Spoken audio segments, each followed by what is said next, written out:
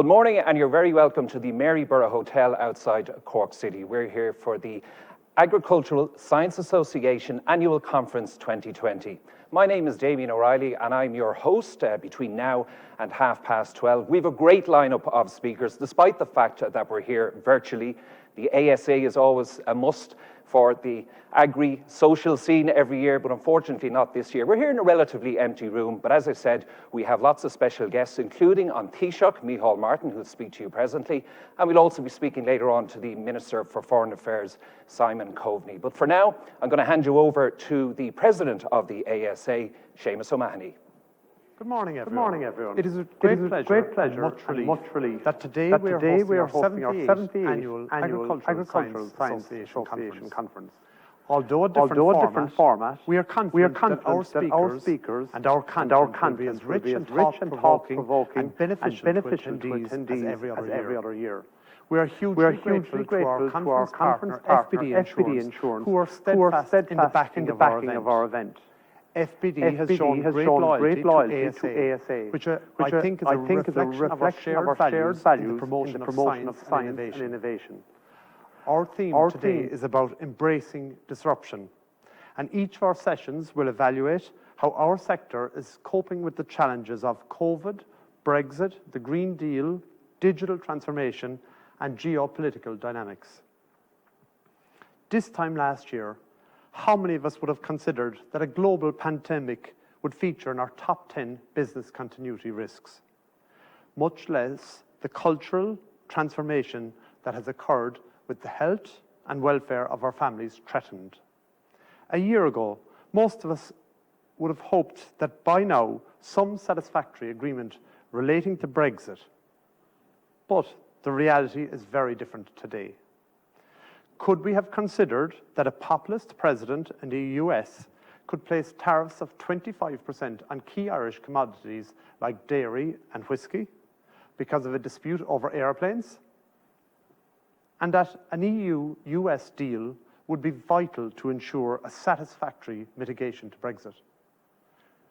Almost 60 years ago, the great Irish-American president, John F. Kennedy, said, "The supreme reality of our time is the vulnerability of our planet," when he recognized and inspired his scientific teams to tackle climate change. 6 decades later, and after much denial, we are in the same space with a race to achieve carbon neutrality in our supply chain before the end of the decade for manufacturing and by 2050 for the total agri-food supply chain. This is embedded into policy through the Green Deal and the EU Farm to Fork strategy.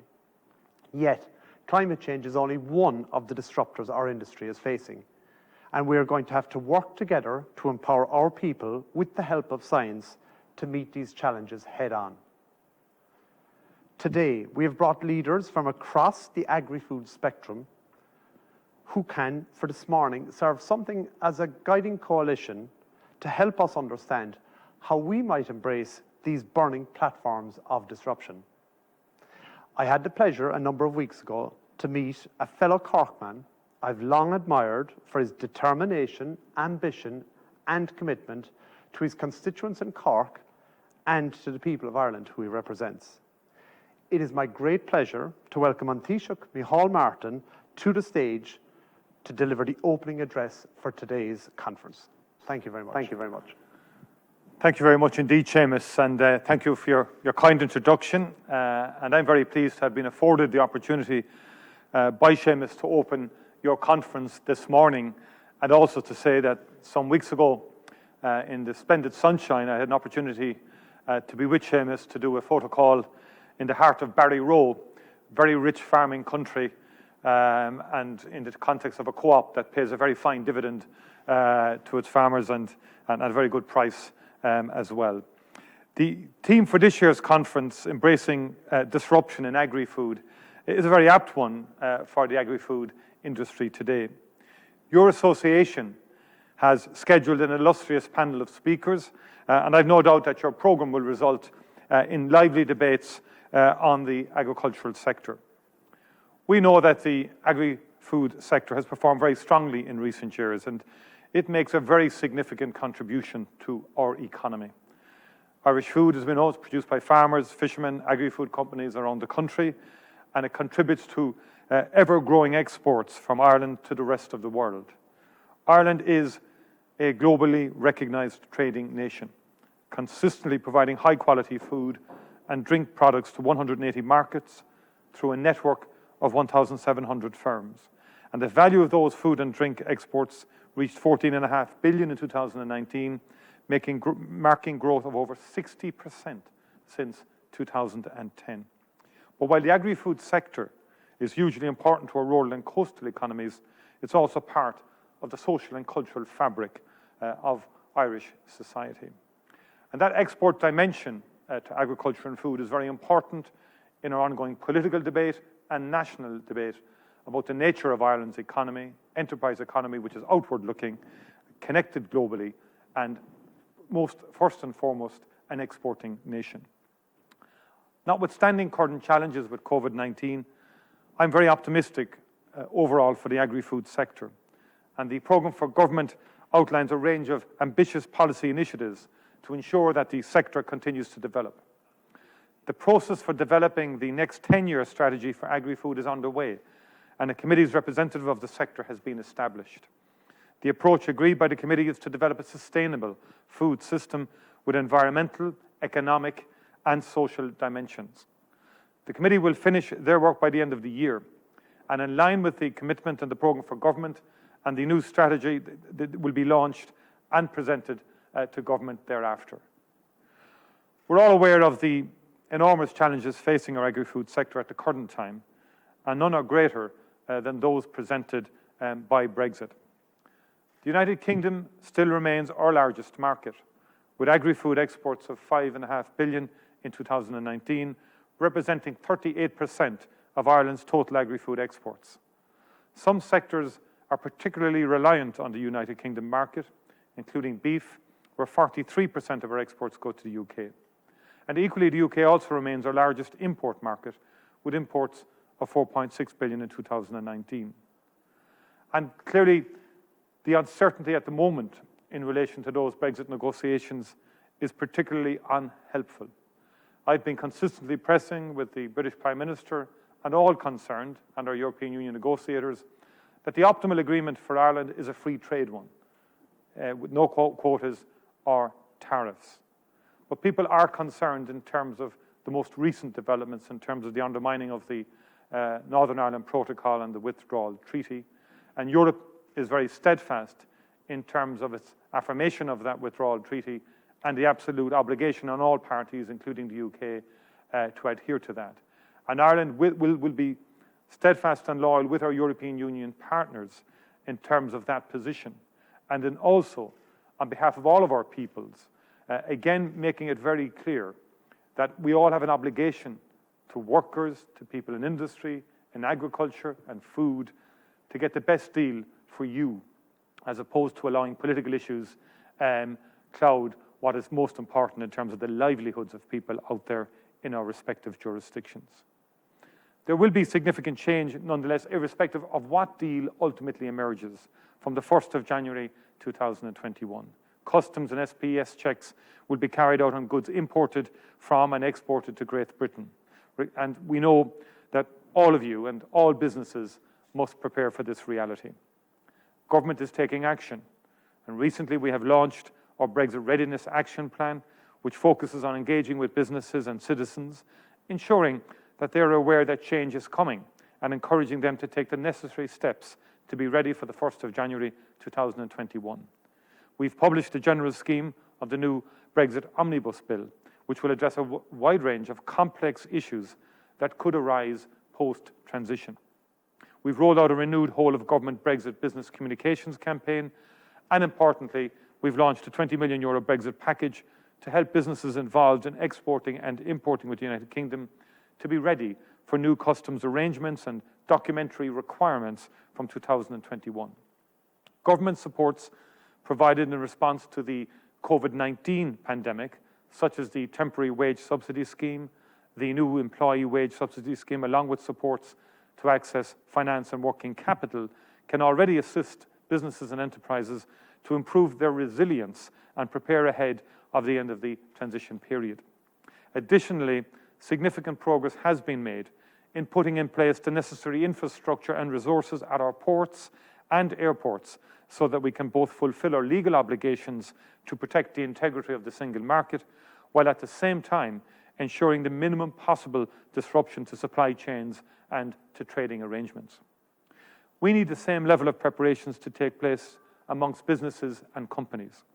I urge you all to take that message back to your companies, to your associations and organisations.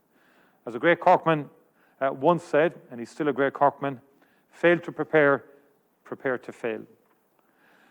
The recent agreement on the European Union budget for the period post-2020 includes a €5 billion Brexit adjustment fund for those member states most affected by Brexit.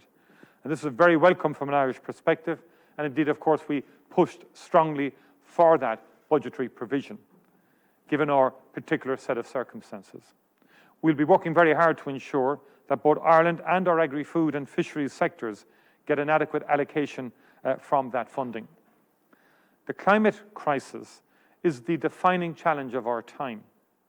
We have the opportunity to act now to mitigate the worst effects of climate change and to secure a safer future for generations to come. The extent of the challenge is clearly understood by government. We are committed to an average 7% per annum reduction in overall greenhouse gas emissions from 2021 to 2030, and to achieving net zero emissions by 2050. We must reconcile these obligations with our ambition for the development of a socially vibrant and economically thriving agri-food sector. While none of this is easy, Ireland is starting out from an enviable position, with an industry that has a strong and well-deserved reputation for product excellence and environmental sustainability. It is also increasingly clear that the agri-food sector needs to be sensitive to developing societal norms and consumer expectations. Our response to the climate crisis and environmental challenges will be significant factors in shaping consumer demand into the future. And we need to have a deep understanding of what motivates consumers, when they eat, what their tastes are, and the impact lifestyle, demographics, sustainability concerns, and health have on patterns of consumption. The strategies to deliver emissions reductions will require genuine consultations, detailed planning, organisation, and adequate mechanisms for funding and incentives. It is essential that groups such as the Agricultural Science Association lean into this challenge and lead the way within the industry to ensure that Ireland is at the cutting edge of industry, scientific and technological innovation in meeting our climate change targets.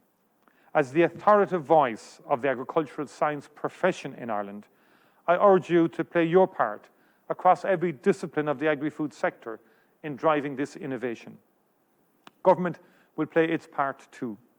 The programme for government commits to ensuring that the revenues raised from the carbon tax will support the transition across our economy, and we will allocate €1.5 billion to a REPS2 programme to encourage and incentivise farmers to farm in a greener and more sustainable way.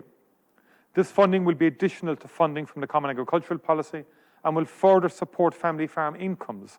It will include incentives to plant native forestry and to enhance and support biodiversity. Work is also currently being finalised on a climate and air roadmap for the sector. This roadmap will set out actions to reduce absolute agricultural emissions over the next decade, and the steps we take to reverse rising carbon emissions from agriculture will also complement our objectives in air, water, and biodiversity. Our agriculture sector has proved its resilience time and time again during periods of uncertainty, such as market-related challenges, extreme weather-related events, and more recently, the impacts of the COVID-19 pandemic. Now, with the increased environmental focus set out in the Common Agricultural Policy post-2020 and Farm to Fork strategy, our agricultural sector faces yet another challenge. The response of the agriculture sector, if carefully managed and properly supported, has the potential to set us on a path of transformation to the most sustainable future for food security, for our environment, and for our farmers. The recent agreement by European leaders of the European Union budget 2021 to 2027 sees the restoration of the proposed cuts to the Common Agricultural Policy budget that were outlined by the Commission in May of 2018. This was a key requirement for Ireland in the budgetary negotiations. Ireland's overall CAP allocation will be €10.7 billion for the 2021-27 period. Given the significant pressure to reduce the funding for the CAP, I am pleased that a positive outcome for the CAP post-2020 was achieved. The EU budget also includes a special allocation of €337 million for Ireland in recognition of challenges facing our agricultural sector. I continually emphasise that the agri-food sector is one of the most important and successful, consistently, indigenous elements in our economy. And the sector's success is due in part to its exceptional ability to withstand or adapt to challenges. I conclude again by thanking you for this opportunity to speak to you, and I wish you a very successful and productive conference. Thank you very much indeed. Taoiseach, thank you very much. Before I let you go, ordinarily you'd be standing here in front of 600 delegates, but they are with us virtually around the country, and they'd have some questions for you. We have a couple that have come in already. And just a couple of points before you go. The first one is in relation to Phil Hogan. A lot of farmers were very annoyed and people involved in the agri-food industry with his resignation last week. And he himself has said this week, we have a question here from Matt O'Keefe of the Irish Farmers Monthly in relation to it, but Phil Hogan said that he did not receive due process. And writing in the Farmers Journal this week, former Taoiseach John Bruton said that Ireland has undermined the independence of the Commission and that a dangerous precedent has been set by you and the Taoiseach in forcing his resignation. How do you respond to that? Well, first of all, we didn't undermine the independence of the Commission in any shape or form, and my relationship with President von der Leyen is a very warm one, and she was particularly appreciative of the fact that the lines of demarcation between her responsibility in terms of the powers within her jurisdiction and the government was very, very clear. In other words, Commissioner Hogan and commissioners in general are answerable and accountable to the President of the Commission under European Union law. I consistently made that point throughout the crisis. May I say that I'm going to pay tribute to former Commissioner Phil Hogan for his very distinguished contribution, both as an agricultural commissioner and as a trade commissioner to Europe and to this country as a politician. And I was deeply disappointed with the events that unfolded as a result of an event that took place in Clifton that shouldn't have taken place. And we are in the midst of a global pandemic, and a key characteristic of the nation's response is solidarity and people adhering to the conditions that apply and to the guidance that has been issued by the public health authorities. And without going back over the entire controversy, I think the narrative did change over that week. We had the resignation of a senior cabinet minister.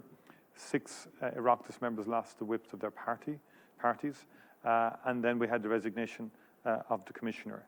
I think the appointment... Did you leave Phil Hogan with no choice but to... No, I think there was a series of events in terms of the storyline unfortunately did change along the way. I think there was plenty of opportunity given for the former commissioner to deal with it.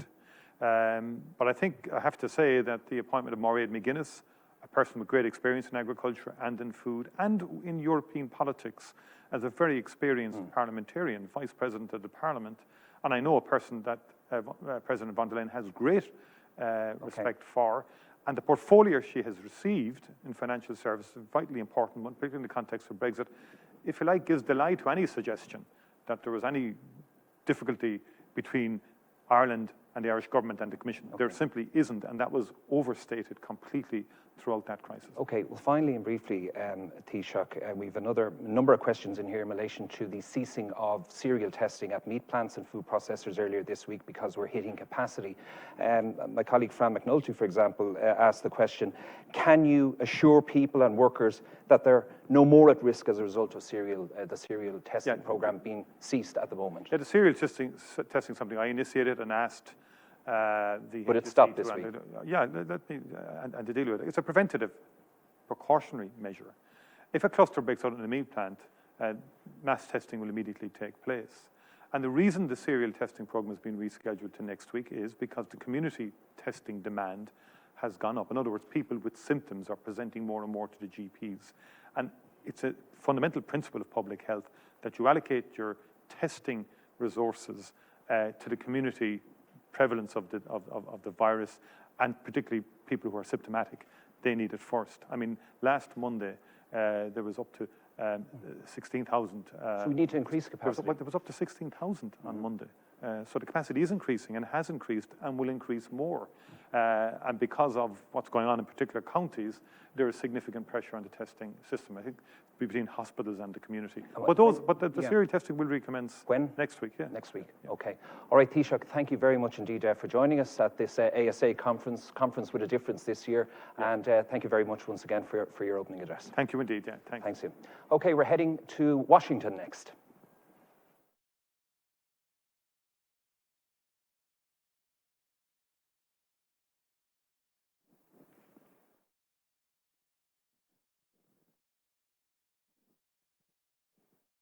Okay, well, for our next session, as I said, we're heading to Washington, D.C., and it's a very early morning there for our next guest. I want to introduce to you former U.S. trade negotiator, regulator, and business strategist, Daniela Tavou, an award-winning strategic leader and positive change agent, and a man with many hats, Dr. David Bray.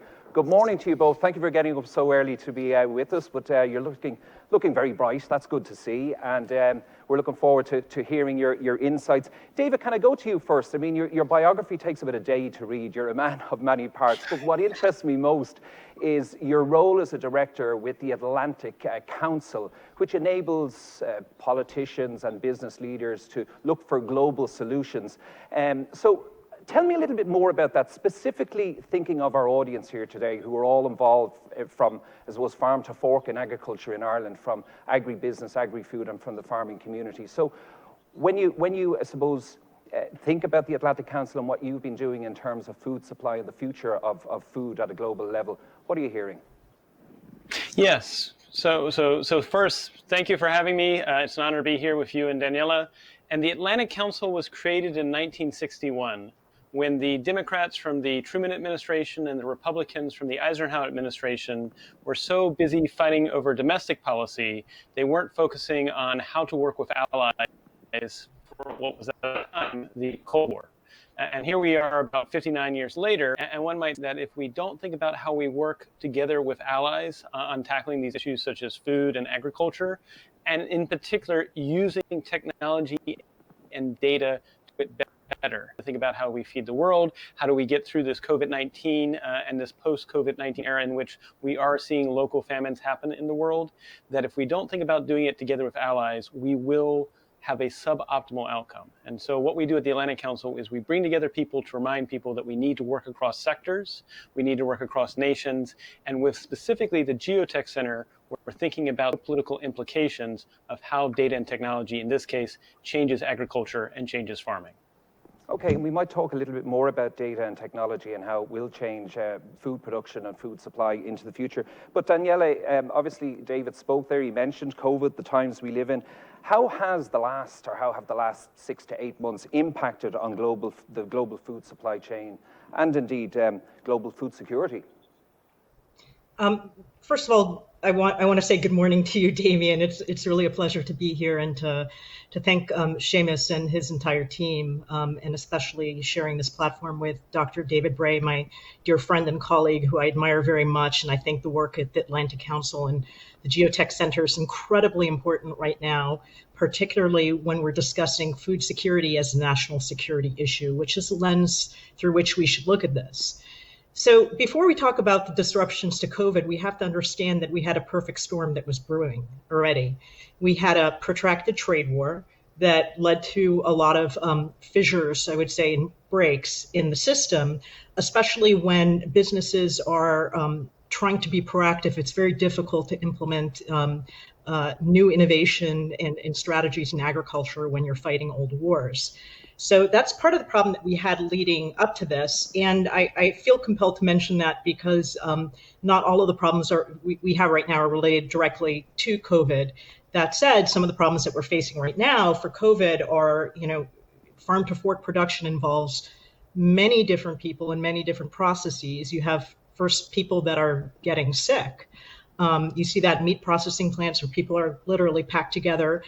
How do you deal with something like that? For businesses in the food production, how do they increase the level of protection and safety? For the logistics side, you have issues with things like refrigerated trucks and getting access to them. And then you also have farms that sold to schools and restaurants that no longer have that market there. And how do they get to the food to where it needs to go? And then exacerbating that, talk about a perfect storm, are climate change issues, such as, if for those of you who have followed the 40-minute extraordinarily destructive derecho that hit Iowa and destroyed so much of the farmland, and the locusts that are occurring in East Africa and east of Africa. So I would say the disruptions are not just due to COVID, but this is a culmination of many different activities. But in the times that we live in as well, where everything is uncertain and people's work days have been completely changed, in terms of R&D, which is very important into planning ahead for the future, how has that been disrupted? And are you worried and concerned, Daniela, about that? I am, and I actually think it's been disrupted for quite some time because there's so much uncertainty, and it's really hard, when you talk about the kind of money that you need to lay out years in advance for speculating what you think the world is going to look like. So I think it's going to be very difficult, and I think one of the issues, and I'm sure David can speak to this as well, is the uneven access to technology. In the United States, for example, you have some wealthy coastal areas where you have 85% access, like you would in a country like Denmark, versus in the middle of the country where it drops down to 61%. And I think that level is high because it doesn't take into account that some of that access is intermittent. So thinking about the world that we're living in right now, we're doing things virtually, people are working from home, we're trying to coordinate.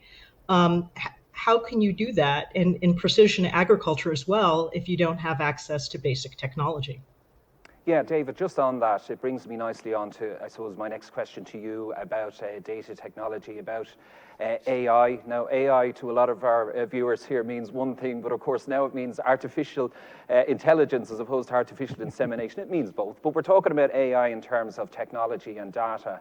And we see how this pandemic has impacted on supply chains, and we see how it's impacted on food processing, for example, which Daniela referred to there. What lessons are to be learned in terms of, I suppose, embracing more technology and moving agriculture and food processing a little bit more away from what you term human-centric? Yes, I think what we're seeing right now is if you're not data-centric in your operations, you will increasingly fall behind. And this gets to what Daniela was referencing about, if you don't even have basic internet connectivity to your operations and your agricultural efforts and your food efforts, then how can you actually compete in an era in which we're seeing the application of algorithms and AI, on top of it, the application of commercial satellite imagery. I mean, it's now gotten to the point where you will be able to get a real-time image of anywhere in the world at 25 centimeter resolution. And it's not just visual images, but you may be able to assess the acidity or not of the soil. You may be able to assess what the weather conditions are probably going to be, not just currently, but what they will be every 15 minutes for the next 24 hours, and have estimates made of that.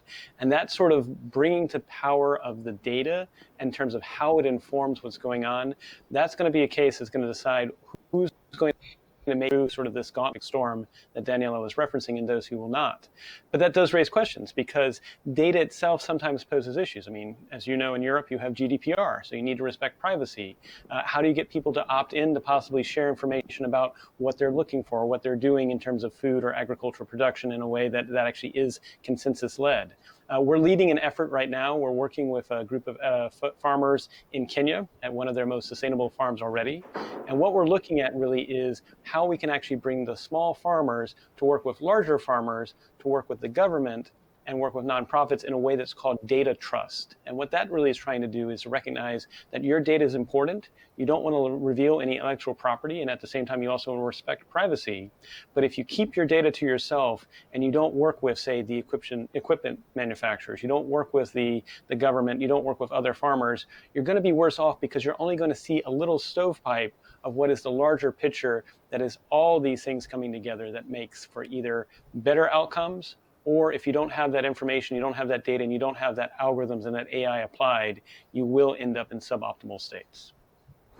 Okay, I just want to move on here because obviously this is a conference with a difference, and it would have been great to have you guys here, and we have a lot of speakers that we would have had here in Ireland, here in Cork for this event, including Liam Condon, who's president of Crop Science with Bayer, recently merged with Monsanto. He was due to be here with us, but he has recorded a piece which we're going to put up on the ASA website for people to look at. He's given us a wonderful address. But just one point that he mentions, and I want to put it to both of you. He says that in the US and Brazil, Bayer have kicked off a new initiative to reward farmers for adopting climate-smart practices, and they're currently in discussion with European officials on how they could roll this out in the EU. So we're talking about precision farming, for example, in that regard too. Daniela, do you think that it is feasible in Europe to incentivize farmers in this way? I think it depends, and I think the answer is a little more complex because what we're really talking about is incentives versus regulations. I think depending on the circumstances, both work, but perhaps I can focus on the lens through which I think we need to examine these issues, which should be data-driven. If I were a CFO and I'm trying to make a financial decision, one thing I would do is, given the range of decisions, I would calculate net present values of cash flows and figure out which one gives me the bigger reward in the end. Of course, it's not so simple when you're talking about addressing issues with society, and a lot of things come into play. For example, how acute is the issue? If you're a person who thinks that climate change is a very acute issue and very dangerous for humans, you may say we need to regulate on this right now. If you're someone who thinks maybe it's not that acute and there are better ways to do it, or maybe even more effective ways to do it, you may opt for incentives. But the bottom line is that we need to look at it through the lens of a practical lens and figuring out what the actual outcomes would be of both scenarios. David, you're nodding in agreement there? I am, and if I could add real quick, I think what Danielle and I are trying to help others see is practices that used to be limited only to the national security communities in Europe and the United States and Canada, things that involve satellites technologies, that involves AI and data. These practices increasingly are becoming commercially available. And the world we're going into is you need to bring that sort of sense making of the phenomenons that you're seeing. And like she said, it's thinking about, do you do it through an incentives landscape or do you do it through a regulatory landscape? I'll leave that for others. But really what we're trying to say at the Atlantic Council, and what we're trying to encourage is think about how these practices that made sense of the world and then link them to action and outcomes that used to be done only by the national security community increasingly are now commercially available data and tech, and it transforms how you do the business of agriculture and farming. Okay, Daniela, I'm going to turn to an area that you know well. That's trade. You're a former trade negotiator. And we mentioned Phil Hogan a little bit earlier on. One of his last acts as trade commissioner was to agree a suite of tariff cuts with his US counterpart a week or two ago. There are still tensions there between the EU and the US when it comes to trade. But as the world tries now to pick up the pieces from an economic collapse as a result of COVID, how important is it that the EU and the US, from both perspectives, that they ramp up talks to try and maybe agree on more free trade? Well, first, thank you for calling me a trade expert. Yes, trade is what I do, but I would say there's so much going on right now, it's almost hard to keep abreast of everything. So my personal sentiment is I hope that the US and the EU, this is my personal sentiment, can come to some type of agreement. Of course, I think that there are some impediments. I think Americans and Europeans agree actually far more. We have a lot more in common than we have that drives us apart. Although at times it doesn't appear that way because there are definitely a number of actors around the world that would like us to think otherwise. That said, regardless of the current administrations, and I'm talking about the United States, tactics on trade with Europe and globally, I do think that there's overwhelming sentiment among the agriculture community in the United States. It's not pro-Europe. And what I mean by that is we don't agree in particular with the European approach and the framework on pesticides and chemicals, specifically hazard-based cutoff criteria. And I think many Europeans also don't necessarily believe that in the U.S. approach to agriculture, whether it's animal welfare or pesticides. So I think there will never be, and this is just a very honest response, there will never be a comprehensive trade agreement unless we kind of come to terms with two major things on either side. The first is there is parity in trade between the United States and Europe, but there is not when it comes to agriculture. And we consider Europe a very underpenetrated region for U.S. agriculture. And until that is addressed, I think it's going to be very difficult because that middle part of the country and agriculture in general is just too important politically in the United States. That said, it puts the United States in a difficult position when we're advocating for democracy and free will of the people. And much of what we're seeing in Europe is not actually necessarily due to regulation, but part of it is what I would call court of public opinion that is driving policy. And how do you balance and say, well, we understand that Europeans want this, but you, the Commission, need to go tell them that they should want something different, whether it's hormones or biotech. So I think it's going to be very challenging, and I think perhaps the best way forward on this, if I could provide a solution, is to work on low-hanging fruit, things that matter. Don't get me wrong, things that matter, but also some of the underlying issues that are leading to this schism, including misinformation and disinformation around agriculture and GMOs, and more work on data sharing, for example, mutual acceptance of data in the OECD, which I think is very beneficial to both sides. Okay, we only have a few minutes left, and there's a couple of more issues I want to come to. But very briefly, Daniela, I don't know whether you've been following, obviously, the Brexit scenario, particularly this week. And over where you are, the Democrats, Joe Biden and Nancy Pelosi, have both warned the UK, don't mess with the Good Friday Agreement or we won't be doing any trade with you. Now, is that just a political statement or can we take notice of it? We should take note of it. And the very short answer around this is Joe Biden is not a fly-by-night candidate. He is an establishment Democrat. He was a senator for many years. He was vice president of the United States. I think he doesn't take that statement lightly. And I do think, I can say this as an independent right now, independent, not working for the government anymore, that I think, in my opinion, the Democrats, when they look at what happened with the referendum in the UK on Brexit and what happened in 2016 elections in the United States, they draw a lot of parallels. And they're not willing to allow for any infraction of any rule. So I do think that you can trust that statement. Okay, David, lest we forget, of course, climate change and climate destruction is the biggest threat facing us all. Whenever we get over COVID, this is obviously the exponential threat that faces the world. Is this pandemic, though, an example of how the world can pull together to achieve something? Well, I definitely think it's an example of how the world can do something. It's unclear if the world is pulling together, though, and I think that's maybe possibly implicit in your statement that if this is a dress rehearsal for how we're going to respond to climate change, we probably need to do another dress rehearsal beforehand because it's not necessarily the most optimal coordinated global response. In fact, what we may very well see is come 2021, increased conflicts between nation states and increased tensions, which would not be optimal for anybody. And this gets to what Daniela was talking about, which is, again, practices that used to be limited only to what the national security communities of Europe and the United States and others had to deal with. Increasingly now the civilian sector has to deal with misinformation, disinformation. How do you make sense of a world in which literally in 2 years or less, there's going to be 80 billion network devices or more on the planet relative to only 7.8 billion people. There's going to be 120 zettabytes. It's 120 billion terabytes of data on the planet, which some say is twice all the conversations we've ever had as a species. We are drowning in data, yet trying to make sense of how we move forward together and remain stronger as allies, I think is something that we all need to figure out, not just for climate change, but just how do we make sense of the decade ahead in a way that we continue to work across nations. And Daniela, in the US, we know here in Europe, particularly in Ireland, agriculture is very much in the eye of the storm when it comes to tackling climate change and biodiversity loss. What about the US and how is agriculture responding and playing its part?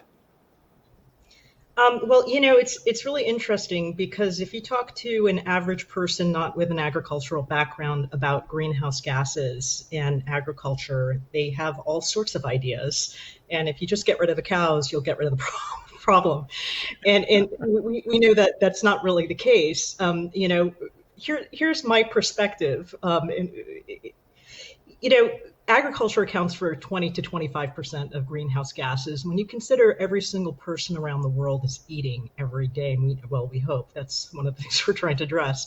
It's amazing. It's not higher, but there are a lot of things involved in that, including things like transportation and other factors. Not just methane that's emitted. And another thing is there are a lot of and David's nodding his head because he knows there are technological solutions to offset so many of these, some that we've already discovered and some that have not yet been discovered yet. But if we invest more in agricultural research, I think that we will find some of these solutions.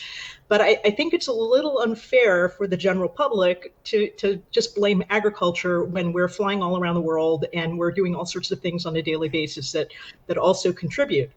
That said, and this I think is really important, we need to do a better job in the agricultural community in breaking this down for people in some type of metric to explain to them, what the issues actually are and how we are trying to address this. And one of the reasons I really love partnering with David is because I think not only with his extraordinary technological background and understanding and his network there in the Atlantic Council in how we might go about finding solutions, but understanding that at the end of the day, food security is a national security issue. We have to tread very lightly before we make broad brushstroke decisions on how we move forward. Okay, and it's something we'll be coming back to a little bit later on. I'm going to have to let you both go, but very briefly to you, David, 30 seconds. Daniela talked there about flying around the world. We're not doing that, but business has to continue. What do you think of these virtual conferences? Are they the way of the future, or do we need to get back to face-to-face conferencing when we can? Well, the research shows that meeting someone face-to-face, even if it's just once, does engender more trust. And so that would be the ideal, but who knows how long COVID-19 would take. I think what we need is ways of actually building trust digitally, because the reality is it would be better if we don't fly around the world, even in an era in which COVID-19 goes away. So yes, we need to build trust. Yes, it would be easier face-to-face, but I think we need to find ways of building trust even for people that you've never met actually in person. Okay, listen, it's been great chatting to you. I'll let you both get back to bed now, having got up so early there in Washington, D.C. to join us in the conference this morning. Daniela Tavou and indeed Dr. David Bray. Thank you very much and goodbye from Ireland. Thank you, Damien.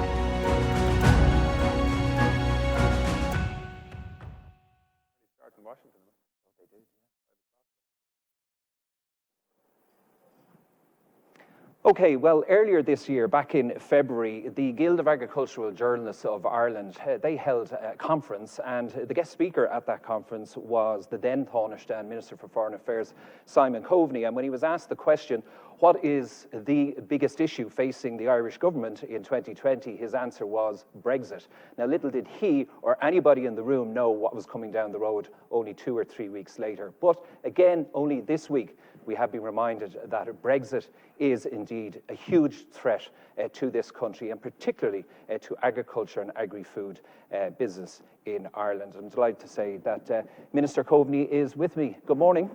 Good morning. And you haven't far to come, so thanks. Well, I always like coming to events that are talking about food and agriculture.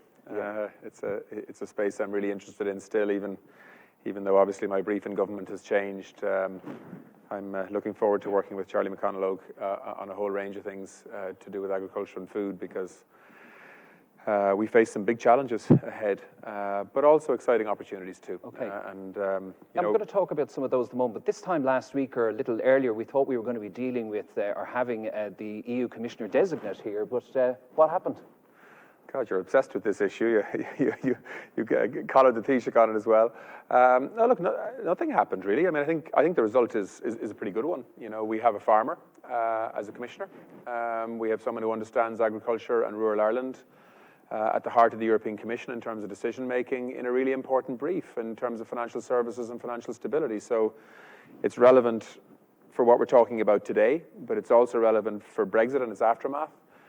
And of course, Ireland's perspective on financial services and banking and financial management and taxation. We now have somebody in the middle of all of those debates as a commissioner within the centre of decision making within the EU. So, you know, I think Mairead will do a great job. You know, as I said, in fact, I've said very little about this issue as it happens. You know, I was asked to consider this. I thought about it seriously as to whether I'd be a suitable person to be a commissioner. It was an honour to be considered seriously for 10 days or so. I decided in the end it wasn't the right time, and that there are huge challenges here at home that I'm in the middle of, and I just felt that I didn't want to effectively leave others pick up that burden, you know, and so yeah, you know, I'm very content with the decisions I made. Okay, I mean, you talk about an obsession, but I mean, the Farmers Journal devoted a full page to letters from farmers and other agribusiness people last week, so that's why it is. No, I don't want to downplay it. Yeah. It's a big deal, actually, sure. who Ireland's commissioner is. We wish ASA member Mairead McGuinness all the very best in exactly. her new job. Okay, well, moving on. Brexit, yes, it is back, and you remember that conference where you said it was going to be the biggest issue, but it is certainly back on the agenda this week in particular. Does the publication of the Internal Markets Bill by Downing Street this week, does it once again bring us back to square one when it comes to the Northern Ireland Protocol? No, we're certainly not back to square one, but what the British government have done this week is irresponsible. Is threatening illegal action, basically, and is undermining and eroding the trust that,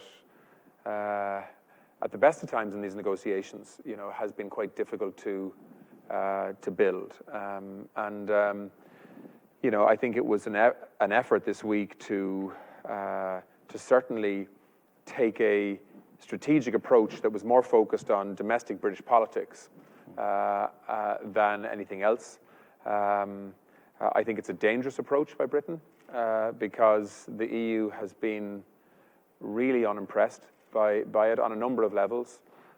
First of all, I mean, for a country like Britain, and you know, I'm a big admirer of Britain. I've studied in a British university. I've worked in Scotland. I have a lot of family in the UK. So, you know, for me, British-Irish relations on a personal level as well as a political level is really, really important. And of course, our economies and our societies are so integrated that, you know, what Brexit does is it pulls a lot of that apart in a way that is very dangerous if it's not managed well. And so what Britain has done here, what the British government is proposing to do here, is to effectively say, look, we signed up to a detailed withdrawal agreement. Part of that was very much about Ireland, in terms of the protocol on Ireland and Northern Ireland. We settled a whole load of very difficult and divisive issues in that protocol and in that withdrawal agreement. And the British government is now saying, and using the excuse that maybe they didn't read it properly or it was all a bit rushed, that if they don't like the outcome now of the implementation of that withdrawal agreement, that they're going to pass domestic legislation to renege on the legal obligations that they have that go with that agreement. So not only is the British government saying that they are going to breach international law, but they're also saying that they are moving away from commitments that they have made in an international treaty. So not only is this international law that somebody else has put in place that Britain would normally sign up to, this is a law that they put in place not even a year ago. So it's an extraordinary negotiating position, and I hope that's what it is. But having said all of that, it's easy for people like me to just beat up on the British approach this week and to give out about it, and we do need to call it out for what it is, because it is not a basis for moving this negotiation forward. There will not be an agreement if Britain continues to threaten to undermine previous agreements. There's not going to be an agreement on the future relationship if they continue to do that. So it has made what is already a very complex and tense negotiation a lot more difficult. Now, maybe that's deliberate to try to shake things up. Sometimes that happens in a negotiation. One side decides to switch the focus and create a sort of a sense of chaos so that it has to be all put back together again, and maybe they think they can create pressure points that allows them to get more concessions in the areas that they have concerns. I think that's going to backfire, unfortunately, for the UK. But having said all that, my primary responsibility for people listening today is not to win the political argument this week, is to find a way of getting a deal before the end of the year, so that we can ensure that the trade between Britain and Ireland and the EU and the UK limits the trade friction as much as possible and avoids a worst-case scenario of having no future relationship agreement on trade and therefore resorting to WTO trade arrangements which would involve tariffs and quotas, but certainly tariffs and possibly quotas between the UK and Ireland and, of course, the UK and the EU. And despite having a lot of protections in place on the border issue in terms of the Northern Ireland Protocol and a whole range of other issues that are settled in terms of the CTA, the trading environment, in my view, would become an awful lot more complicated, an awful lot more expensive. I have an obligation to find ways of getting this or assisting the EU side and the UK side to get this negotiation back on an even keel, to try to move forward on the core issues, which those who are watching and who are following the negotiations, the core issues are around state aid and how it's applied in Northern Ireland and the UK. It's finding a way to ensure that we have a level playing field, although it won't be called that because that's become a toxic term in Westminster. But there has to be reassurance that the UK can't derive competitive advantage by deregulating its economy or by applying state aid rules that aren't consistent with the EU's, and therefore can trade into the EU's single market with a competitive advantage without any barriers to that trade. The EU can never allow that, and the UK knows that. So we have to find a way of addressing those issues, and I think we can. And then, of course, we have very complex negotiations around fishing. We have to have an overall governance structure that manages disputes when they occur, because they will. And there's a whole range of other things, from data to financial services to road haulage to aviation so this is a very complex negotiation. The best case scenario, in my view, that we can achieve before the end of the year will be a very basic and pretty thin trade agreement that avoids tariffs and quotas, that has a level playing field agreed, although probably described differently with different language, that has a governance arrangement that can deal with disputes when they can occur in a way that's seen as independent and fair, and has a fisheries agreement that both sides can sign up to. I think that is sort of bare bones, but I think it's achievable, and I think a whole range of other things then will need temporary solutions while we continue discussion into next year for more permanent solutions on things like road haulage, some of the issues that impact Ireland significantly around the land bridge and aviation. And I want to come to that, but just going back again to where we are today, I don't know whether did you speak with Brandon Williams this week? Have you expressed Brandon Lewis, no. Or Brandon Lewis? No, but he knows my view. So, we have, like, one of the things this week that I think was a real departure from where we've been in the last few years was, first of all, the approach of the UK in terms of breaching the agreement it signed up to and passed legislation for and international law. But secondly, which hasn't really been talked about very much, the way in which that was done. So normally when the UK decides they're going to do something as part of the Brexit negotiation that's going to cause some difficulty, let's say, we'd get a heads up. So, Michael Gove would call me and say, look, Simon, we're going to do something this week. You'll be happy with elements of it. You mightn't be happy with other elements of it. Let me just explain what we're at here. It's the courteous thing to do. But it also manages the communication of it, because it allows me to be able to say to him, look, we'll respond. Here's what we're going to say. We're not going to overreact, but we're going to put a marker down. And he says the same. And so we manage the relationship that way to maintain trust. Or Brandon might give me a call if it's relating to Northern Ireland. It's the sort of choreography that worked during the peace process. That's how international diplomacy works. That's how you build relationships. And that didn't happen this week. So this week we got nothing. No calls, no emails, no heads up, nothing. Instead, we read a headline in the Financial Times. We got briefings through Number 10. And obviously, our embassy in London were really anxious to try to find out what the hell was going on here. Was this real? So, it was not only the approach that they took in terms of substance this week in introducing this legislation, which is hugely damaging to the negotiations, but the way in which they've done it. My understanding is that the task force got no heads up either, Michel Barnier's team. So, because of that, my reading of where we are now is that this was, in some ways, a deliberate strategy politically to create tension and a new dynamic around these negotiations in an effort to derive some advantage for the UK on some issues that they're looking for concessions on. But as I say, my reading of it from the EU side is that it's backfired fairly spectacularly. So, having said all that, I think the EU has been pretty calm in its response. There's been nothing hysterical. No one's calling for a break-off of negotiations immediately or anything like that, even though people have been taken aback by the UK's approach.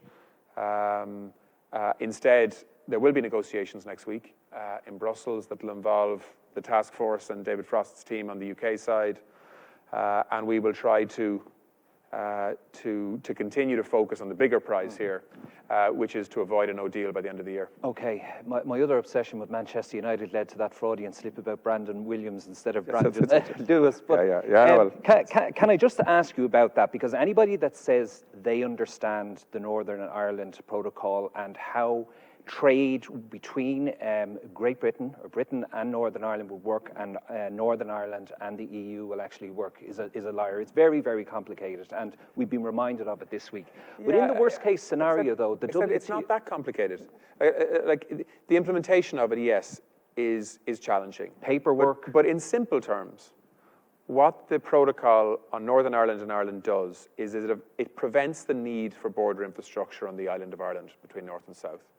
And it does that by recognizing that there are two jurisdictions. But is that back in the picture? Is the hard border, is it back on the agenda as we speak? No. You believe not?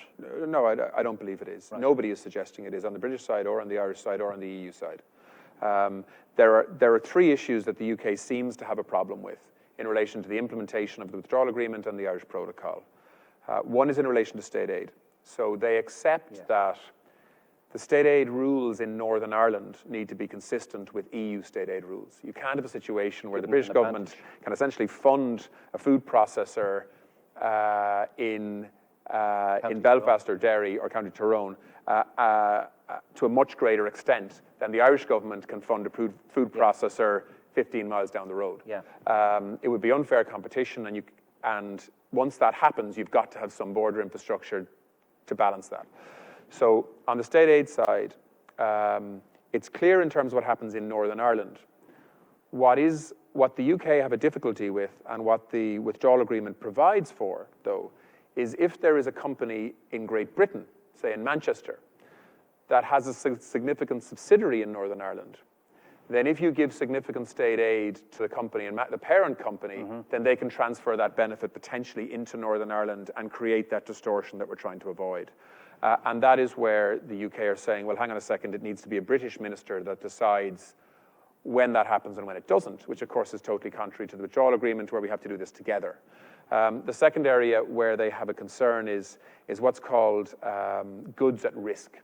So the big problem here from an EU perspective is that Northern Ireland cannot be seen as a backdoor that's unguarded into the EU single market. So in other words, we can't have a situation where goods come from GB into Northern Ireland and can travel across the border with no checks or anything, and therefore potentially undermine standards and regulation in the single market. That's why there has to be some checks on imports in Northern Ireland on goods coming from GB. Limited checks, but we do need to know what's coming and going, so that we can say to France and to the Czech Republic and to the Netherlands and all the other countries that rely on us chicken to ensure that we protect the integrity of the single market just like they have to, that we're not creating this open backdoor that's not, and that's what the protocol does quite effectively. So goods that are coming in from GB into Northern Ireland need checks. If we don't have an agreement on trade, those goods may have tariffs applied to them. And so what goods at risk are goods that are at risk of coming from GB into Northern Ireland and into the single market. And so we need to make a distinction within the negotiations in what's called the joint committee and the specialized committee to implement the protocol on what are the goods at risk that may require tariffs if there is WTO terms, and what are goods that we know are staying in Northern Ireland and therefore as part of the UK's single market and therefore are not goods at risk. And again, the UK seem to be suggesting that a British minister will decide that, which of course is totally contrary to the withdrawal agreement. And then the final issue, and I'll finish on this because I know we're tight on time, the final issue which a lot of, or certainly some of the people watching today will be concerned about is whether or not goods that go from Northern Ireland into GB require export declarations. Because there is a commitment, of course, for unfettered access for goods in Northern Ireland being traded into GB, into the rest of the UK. And the British government is sort of unilaterally saying now, well, there can't be any export declarations, and if you insist on them, well, we're just going to legislate to make sure that can't happen. Right. And again, that isn't how the withdrawal agreement works. You know, these issues have to be agreed between the two partners in the joint committee and in the specialized committee to do that. And you know, this is essentially, I think, the British government in some ways playing domestic politics with sensitive issues that really should have been left to the negotiators on both sides, because I believe we can find solutions to those issues. Okay, on that point, Simon, you talked there about your hopes that we will have a very thin agreement, but if we don't, suddenly these WTO rules come into play. We're dealing with a third country from the 1st of January. Now, again, to our audience listening, many of them involved, obviously, in the food export business, particularly in beef and dairy. Can you explain to them what will happen on the 1st of January to their business, to their trade with the UK? Well, look, the first thing I'd say to everybody who trades with the UK, whether you buy from the UK, whether you sell to the UK, or whether you transport product through the UK, right? And that's virtually every exporter, okay? And certainly every food exporter, or virtually every food exporter. So even in a best case scenario, the business environment changes. So you have to get up to speed on how customs works, how customs declarations work, whether you can do it within your own business or whether you need to get a customs agent, whether you have the right reference numbers and you've registered with revenue. You need to understand how SPS checks are going to work, the timelines that's going to take in ports, and again, a whole range of paperwork and process around moving either to or from the UK or through the UK. And we're working to try to keep that to a minimum. But even in a best case scenario, it's going to be slower and it's going to be more cumbersome, and you need to get up to speed on what you need to do. And we have arrangements in place now that if your paperwork is right, this can be done in a reasonably streamlined way. But if your paperwork is wrong, you're going to be sitting in a queue for a very long time in the port. So, and if you have live animals, of course, again, there are extra complications in terms of paperwork and veterinary inspections and so on. Are we looking for alternative routes to market rather than using the UK as a land bridge? So, yeah, and they are options that are there. Shipping companies are planning for that. There are direct route options now. There is significant capacity in terms of direct shipping from Rosslare and from Dublin to mainland Europe, if you want to call it that, the rest of the single market. But still, in my view, the fastest way to get your product to market is to use the UK as a land bridge, GB as a land bridge. The big challenge will be whether or not we can efficiently do that through some of the British ports, which I think will be very congested, certainly for a number of months after the 1st of January, particularly Dover. So the Dover-Calais route is a route that a lot of haulers will use and a lot of companies will use to get product quickly to and from market. And I think people need to think about whether or not we're going to be able to get that pace of delivery in the future. But to the question you asked in relation to what happens if we don't get a trade deal? Yeah, and the imposition of tariffs on beef and dairy. Yeah, so we sell about €5.5 billion worth of food and drink to the UK each year across the Irish Sea. The calculation that we have is that the tariff attached to that trade will be, in a no-deal scenario or no trade deal scenario, will be somewhere between 1.3 and 1.5 billion euros a year. Wipes out our cap payment. So, and that's mainly obviously focused on beef and dairy product, but there's also sheep and pig meat and obviously drinks and processed foods and so on. But the big burden will be on the beef and dairy industries. So that, of course, creates a massive problem in terms of price competitiveness in the UK. I think in the immediate term, because British supermarkets will have to fill shelves and they're not going to have alternative supplies of meat in the short term, I think it just means that Irish products and EU products generally in British supermarkets will just become more expensive in the short term. But in the medium term, this is going to put a significant, in my view, downward pressure on price because British consumers won't like that. And it's going to create, in the medium term, real problems, I think, around cost competitiveness because the UK will look for other sources of cheaper food, cheaper meat in particular, and dairy products from other parts of the world. And that's not what we want.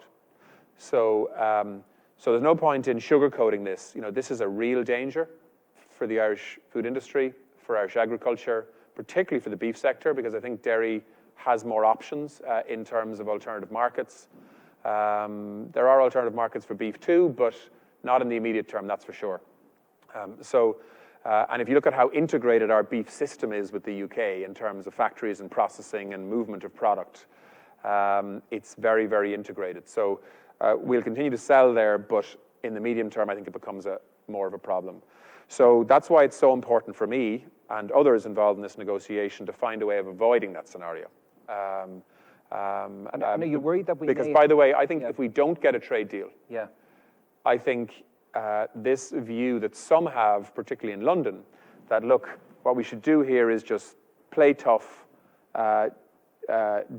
don't sign up to a deal because it involves too much compromise, and the EU will then come to their senses and come back to Britain and do a deal quickly. I think that's a really naive misreading of the approach of the EU. If there's no deal here, it'll be because the UK have moved away from the commitments that they've made in the political declaration and in the withdrawal agreement.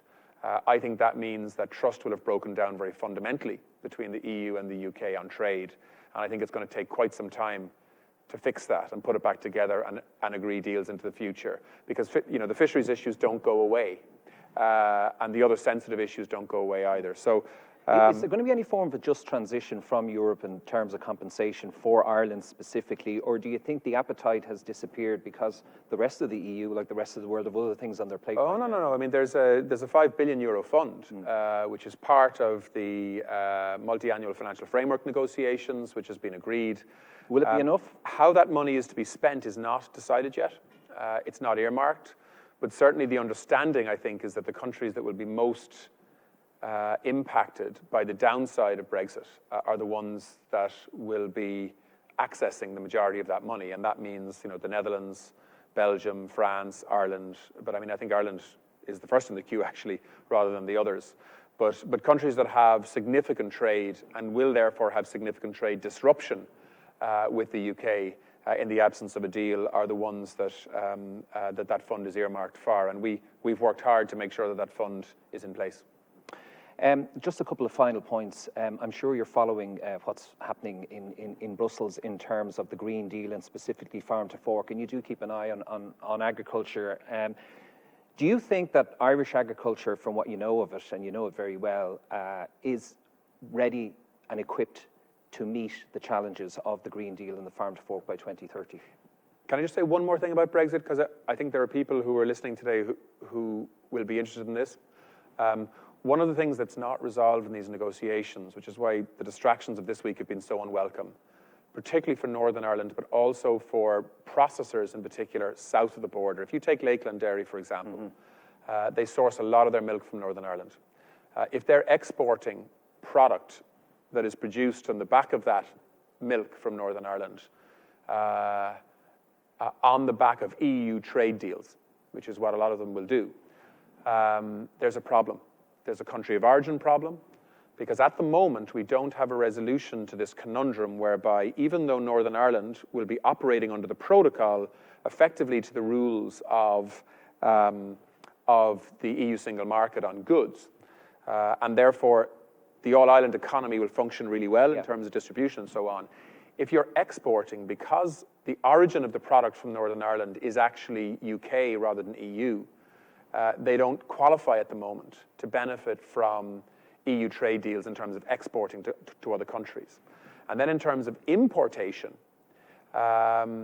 because product, of course, can travel into Northern Ireland that's imported into the EU on the back of EU trade deals, but the UK trade deals in the future, again, is a problem for Northern Ireland, because product coming from GB into Northern Ireland has got to be consistent with EU rules.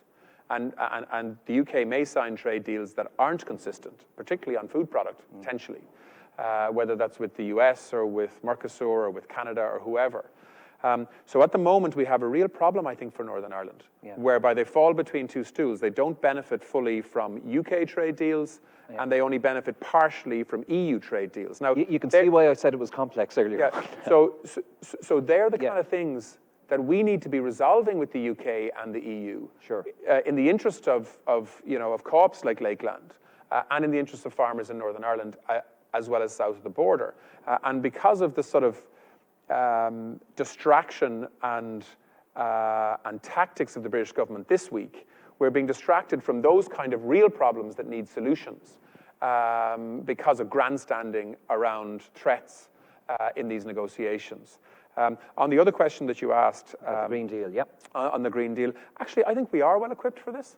So, I think Irish agriculture has a natural competitive advantage versus many other EU countries. If you look at how agriculture works in the Netherlands, for example, really efficient, very profitable in many cases, very good at what they do. But, we are trying to move agriculture into a space that creates a much more sustainable story in terms of protecting nature and biodiversity and soil and air quality and so on. Because we have a grass-based system, that's the basis for virtually all food production in Ireland, and we know how to grow grass well. I think we are better placed, actually, than virtually any other country in the European Union to be efficient, to be profitable, but also to be sustainable. Now, that doesn't mean the status quo is good enough. It's not. our grassland management can be better in terms of managing nitrogen. We heard our friends from the US talking about the use of technology so we can be much more targeted in terms of how we apply fertilizers and sprays and so on. So we can get better at what we do. Yeah. But Ireland, in my view, does have a natural competitive advantage in terms of our starting point. Is it going to be easy? No. Is it going to be expensive to make that transition? For the state and for the EU? Yes, because we cannot ask farmers to change how they produce food unless we support them financially in that change. And that's what the next round of the Common Agricultural Policy is going to be all about. Okay, indeed. We're going to leave it there. But thank you very much indeed, Minister for Foreign Affairs, Simon Coveney. You have a busy few weeks ahead of you between now and the 15th of October in particular. We wish you the very best of luck with that. Yeah, but can I say to all of the farmers and food companies who are watching today, I am absolutely aware of the concerns that are growing, that there may not be a deal here. We will do everything we can not to win the argument politically here week by week in these Brexit negotiations, but actually to work towards an agreement that can work for the UK and for the EU, and also, most importantly, for the businesses and the employment that you provide. All right, Minister Simon Coveney, thank you very much indeed. Okay, we've still lots more to come from ASA 2020.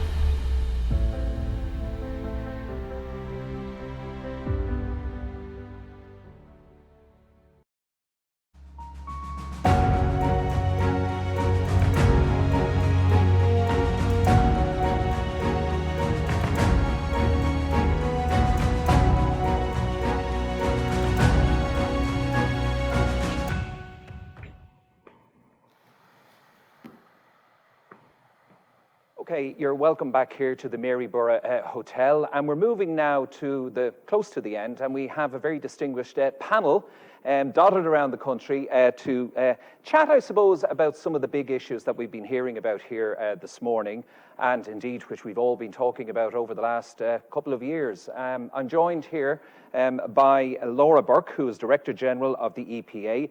Thea Hennessy is the Dean of Business at UCC. Padraig Brennan is Director of Sectors at Bord Bia. And Donal Dennehy is Director of Danone. Guys, good morning, good afternoon. Great to see you all. You can hear me okay?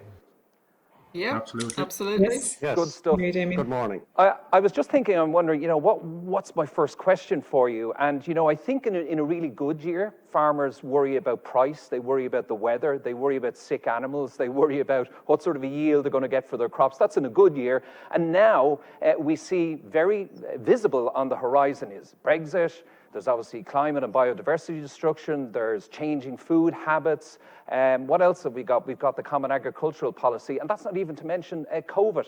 So when you roll all of those issues up into one, particularly, I think, for dairy farmers and beef farmers, you're looking at the biggest challenges and maybe opportunities from that facing those sectors in a generation. So I've just outlined a suite of issues there. And what I want you to do is, from your own perspective, tell us about what you think, what most concerns you about the future of farming and food production in Ireland in the next 12 to 18 months, or even further afield if we look into the medium term over the next decade or so. So Laura, I might begin with yourself as Director of the EPA. Thanks very much, Damien, and thanks for a really interesting morning so far. And I suppose the first thing I should say as representative of the Environmental Protection Agency is that we recognise the value of the agri-food sector in Ireland from a cultural, economic, environmental and social perspective. It's part of who we are as a country, and we're probably all linked in some way to the land. Ireland promotes ourselves as being clean and green, and it's critically important that the reality matches the rhetoric, so ultimately not to damage this extremely important sector for the country. But when we look at it, the evidence is clear that whereas the recent food strategies have delivered on intensification and growth, the natural environment has deteriorated. Many of the actions set out for farmers under current policies to help dealing with climate change and other environmental challenges are based on driving efficiencies. And that has an inherent assumption that if farms are efficient, they'll be environmentally sustainable. And that's just not the case. And while we recognise on an individual farm or a farm type, there can be evidence of exemplary and low impact practice, when we look at the sector as a whole, the economic growth that has happened over recent years is happening as at the expense of the environment. And we witness this in trends in water quality, greenhouse gas emissions, ammonia emissions, biodiversity, all going in the wrong direction. So that's what we're seeing from our evidence. And it's also clear that agriculture and other land management practices are key drivers of these negative trends. So business as usual is not going to reverse these trends. However, what I would say is that the European Green Deal, the Farm to Fork strategy, they're clear in their ambition to move us towards a more healthy and sustainable food consumption system. And that's aligned, I suppose, with a lot of the discussion here this morning, because it means not only mitigating and adapting to climate change, but also tackling the broader environmental issues. We can't just look at one environmental issue and think if you address climate change, you're addressing the environment. You're not. All of these need to be taken into consideration, but there's lots of win-wins and co-benefits. And of course, there are significant opportunities for Ireland to get it right. Minister Coveney was already talking about some of our natural advantage. But we need to be able to prove our credentials as a world leader in low carbon and environmentally friendly agriculture and land management practices. Saying it is not enough. Okay, so action speaks louder than words there. Pádraig Brennan, from your perspective, as I said, Laura there has outlined big challenge facing all of agriculture, facing us all, every single one of us. But just again, going back to the position that you're in there in Bord Bia, what do you see as the biggest challenge, or can I guess? Well, I think there's a number of them, and I think Laura highlighted one of them very clearly to start with, Damien. But maybe just to look at the next maybe 12 or 18 months, as you suggested, maybe first of all, there's obviously two major challenges facing us. Number one, we've been living with COVID now for the last 6 months or so, and that's had a massive disruption to the food market as we know it. We've seen supply chains change completely overnight, particularly for companies that have had a very strong food service focus. They saw that market disappear overnight, while it has maybe not only in Ireland but across Europe started to show signs of coming back to life to some extent. The food market has changed dramatically, and that change is going to be with us for some times to come. So what we're looking at here is an industry that in many cases is trying to adapt its products and has to look at how it can adapt its products.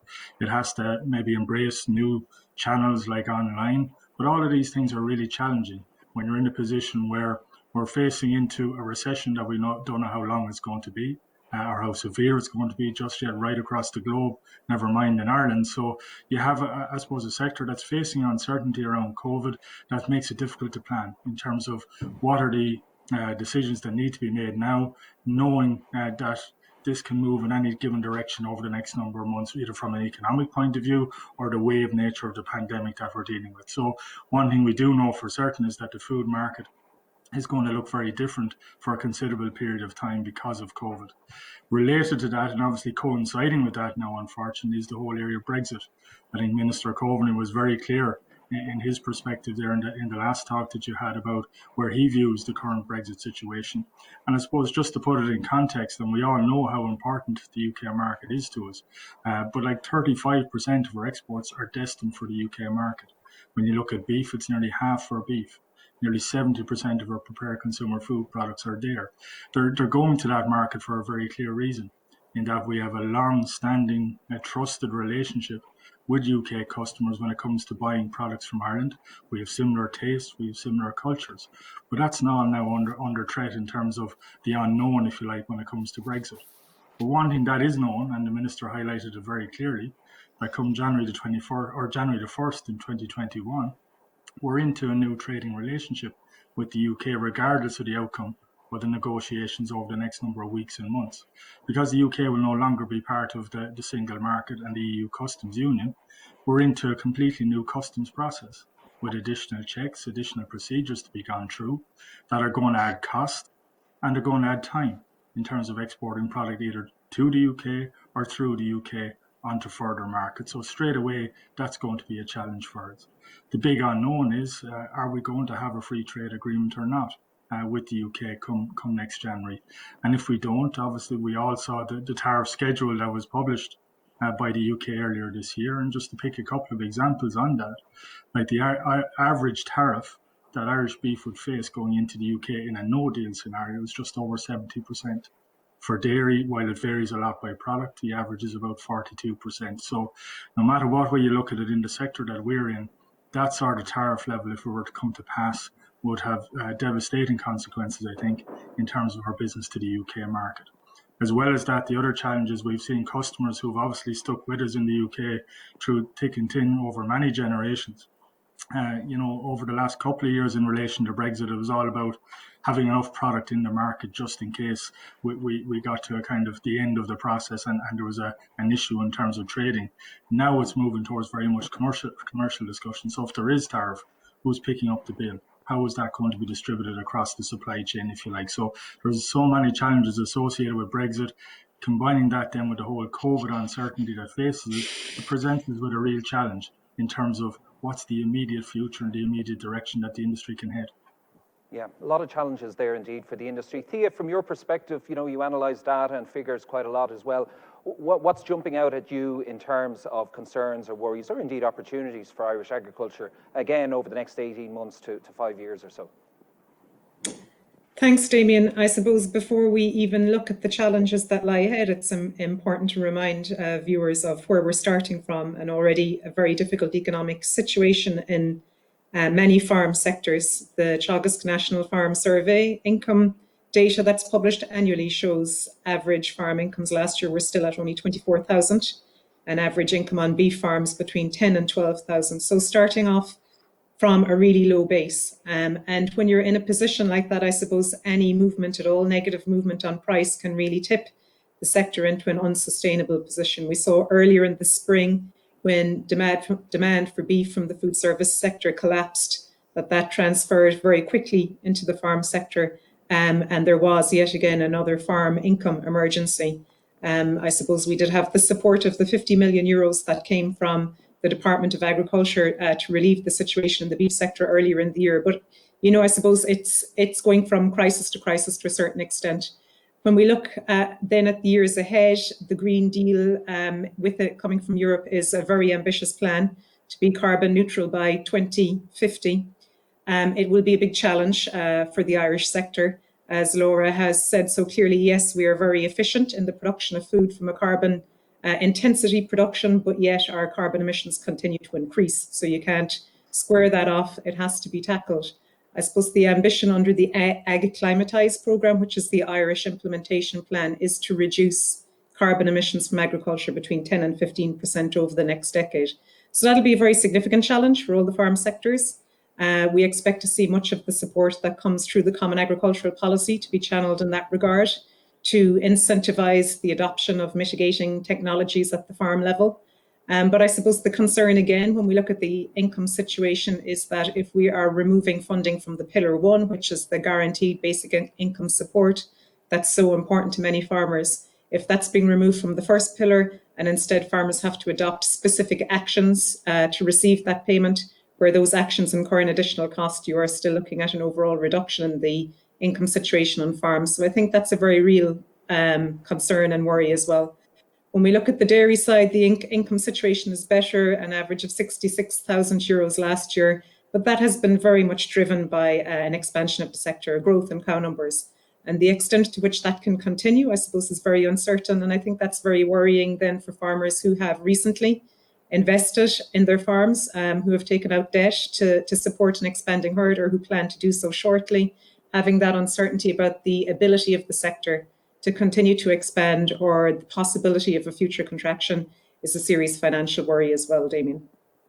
Okay, thanks for that, Thea. And we'll come back and we'll tease out some of these issues that you've raised a little later on if we have time. But Donald Dennehy and Danone, from an industry perspective, processor perspective, again, you're involved in exports, and I'm not sure how COVID has affected business over the last few months for yourselves. But again, just looking ahead from your perspective, from an industry perspective, what are your worries? Hi, Damien. Yes, it's been a very disruptive time to industry, both from COVID and Brexit. On Brexit, we've been there on a few different occasions now, and it's very disruptive to the whole supply chain. Hopefully it goes smoother this time. But one of our more long-term sort of challenges will be in sustainability, and industry will have to adapt very quickly because we see one of our plants already we certified as carbon neutral. And in the known world, if you're a manufacturing site, you have to be carbon neutral by 2030, and it's a prerequisite as a license to operate for us. And it's not going to be easy. In our Wexford plant, it was a little bit easier because the vast majority of their manufacturing is in packaging. But here in Macroom, where we're spray drying, and like many other dairy sites, there's a high thermal load. So we will need a lot of innovation across all our manufacturing plants to overcome this challenge. The likes of biomethane, new innovations on how we use our energy, and there are a lot out there to choose from. We need to invest heavily in this, but we need to have a good strategy overall, and we do need some government assistance, especially in the biomethane industry, if we're going to have it, because there's quite a challenge for us between the difference in price between natural gas and biomethane. So we have to find a way to narrow that gap. And for industries with high thermal load, we will need this if we are to be carbon neutral. So industry will really have to accelerate and press the accelerator in its innovations, how it does work, how it integrates its supply chain, how it takes the efficiencies out of manufacturing. And we have to act as one as a dairy industry in this if we are to actually overcome those major challenges that everybody has outlined to us. Brexit, we hope, will be short-termed with a good outcome. The supply chain will be highly disrupted for the number of months come January.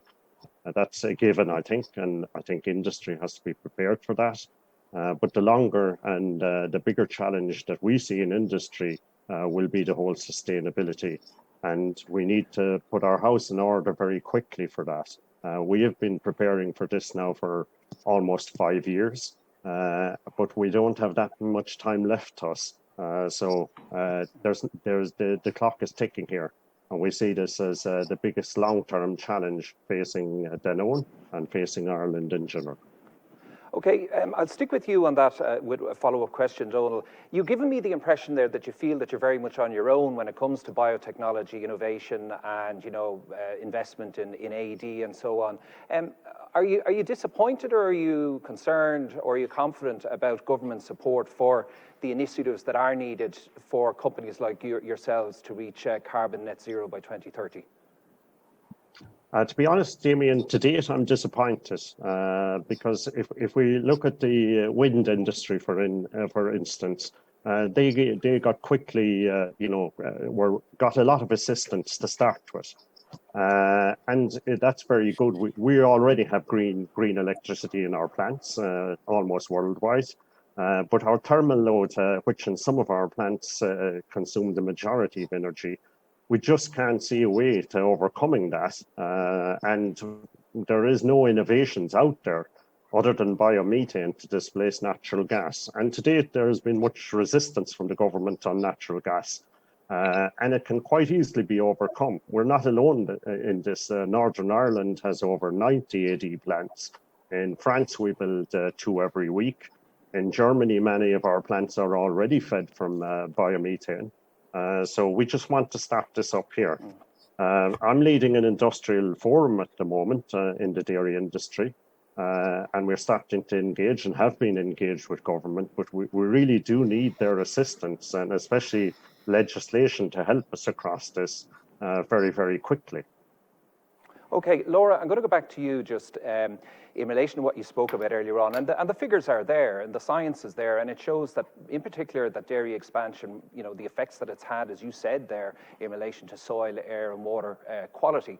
But when this is put to the dairy industry, or whenever we ask the dairy industry in particular, or agriculture in general, about what they're doing to help the government meet its obligations under the Paris Accord, you heard, what Donald was saying there about all that's going on. They will outline for hours on end all that is actually going on. They'll point to the Teagasc MAC, and the IFA will talk about smart farming. So there's all of these examples of what is going on farm, but that the figures and the results are still maybe a year or two away from actually showing what they're doing. What do you say to that? Is agriculture being unfairly targeted? Or is there no getting away from the figures, obviously?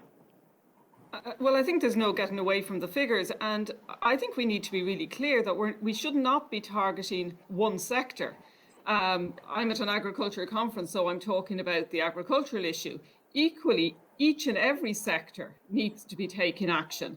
And the actions required of the likes of the energy sector, in fact, the transport sector, are much higher, recognizing that there's more that can be done in those sectors. So I think we really need to be careful here that it isn't scapegoating. It's saying that each and every one of us, whether it's as an individual or as an industry, have a responsibility. And yes, there's examples of good things happening, and the EPA are involved in some of those, for example, in the smart farming. I suppose my message earlier was there are exemplars of good practice, but overall that's not translating. Now, I would be very dubious about people saying, in a couple of years, because I've been hearing that for the 15, 16 years I've been with the EPA. And I suppose, to quote Donald, the clock is ticking. If you look at greenhouse gas emissions, 7 out of the last 8 years, emissions have gone up. So that's not saying they've stabilized, it's saying they've gone up. Ammonia emissions going up. Water quality had been improving. It had been at a position of relative stability and improvement. It's now deteriorating. So it's not even as if we've got stability, we've got things going in the wrong direction. And I suppose, that needs to be addressed. It needs to be addressed with urgency, and some of the actions and what we were talking about, Donald was talking about, I think are really interesting. And aerobic digestion is a key area, and the EPA has highlighted this time and time again. The technology is known, it's established in other countries, and it can be developed. But I'd also highlight, Damien, it really is the measures that we as individuals or farmers can take. They are known, but they also increasingly involve making choices that benefit not just climate. And back to my point of just not looking at one environmental issue, but the actions taken can also benefit biodiversity, water, and our health and well-being. And we're hearing a lot about health and well-being over the last number of months, and something the EPA is focused on, and that link between a good quality environment and health and well-being. And a specific example I give you is by not draining peaty soils, you can reduce greenhouse gas emissions, you can improve water quality, you can provide natural water retention in the landscape to reduce flooding, improve biodiversity, and create outdoor recreation spaces. So you've got win-wins here with real tangible benefits. And I suppose coming back to the CAP, we would really be pushing, and I hear what he is saying, but we would be really pushing that the cap is used to support farmers to make the practice changes that are required to deliver our environmental goals. Right. The urgency is there. The cap offers the opportunity to have EU payments that achieve national environmental goals. The outcome-based payment systems, recognizing and rewarding landholders on the basis of what they achieve. I think we really need to be focusing on that because we need results. And what we're interested in, back to the evidence at the start, what we need to see is what are the outcomes? You know, if we're putting money in or resource in, what are we getting for that? And there is a huge opportunity under the cap to do that. So there's lots of things, and you know, as I said, it's been interesting hearing the perspectives, and I'd have to say particularly from Donal, because I think that's an area that you'll see maybe a frustration from the EPA side as well, as saying, why are we looking at other countries where these technologies are in use and can have multiple benefits, by the way, with regard to other waste streams as well? And what is the barrier to action in Ireland? Right. How do we look at that and get it changed, get it addressed and move on? Okay, and Laura, just very briefly, can I ask you the question? It's not in the programme for government, as we know, but it's talked about quite a lot in this discussion, and that is about the expansion of the dairy herd and the need to stem that off, in fact, maybe reduce cow numbers in this country. Where does the EPA stand on that? Where the EPA stands on it, and we're involved in the Agri-Food 2030 strategy, the committee there is, we certainly haven't called for a reduction in numbers, but what we've said is we can't see an opportunity for any increase in numbers until the issues that we've raised are addressed. So as a minimum, you need stabilization and then addressing those issues. And if you're not seeing results, well, then we're going to have to take further actions, because it is there. It's not, you know, the EPA, I suppose, hectoring or lecturing. It's there ultimately to protect the reputation of the sector. If the reputation is lost, that's a huge economic loss to the country ultimately. Okay, Pádraig Brennan, your job, your role in Bord Bia obviously is, and Bord Bia's role in general is obviously to find new markets, find customers around the globe for Irish farmers and Irish companies, and increase that year on year. It always looks good, you know, in your annual report when you can increase, and we were up to 14 billion or something like that up until this year or last year. But don't those initiatives like FoodWise, Food Harvest and all of that, don't they just literally fly in the face of the efforts at the other side of the country to try and meet our climate change targets? I think Laura's absolutely right when she talks about every part of the economy and every sector of the economy has to make efforts here, because the challenges are very stark in terms of, as has been outlined this morning and every other time we hear about this issue, is the challenge is a serious one for the economy generally, and obviously the agri-food sector is part of that. And I think what we're looking at in terms of when we go maybe try and build a reputation of Ireland in some of these new markets that you talk about as the industry looks to diversify, we have to be able to demonstrate what is the agri-food sector doing to A, monitor its performance, and B, improve its performance over time. And I think when you look at some of the initiatives that have been taken over the last number of years, there's certainly been a really solid progress made in relation to them. And I wouldn't deny for a moment that more has to be done in this space in terms of making further progress. And I think the industry and the sector generally is committed to that, and has openly stated that is committed to making further progress over time.